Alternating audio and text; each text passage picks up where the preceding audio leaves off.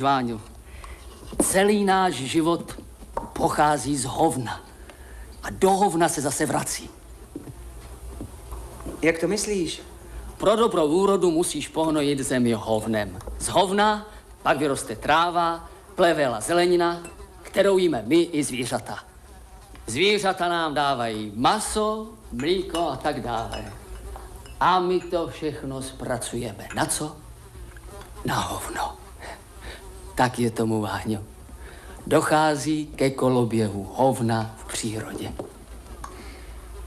No tak? Dobrý. Veď?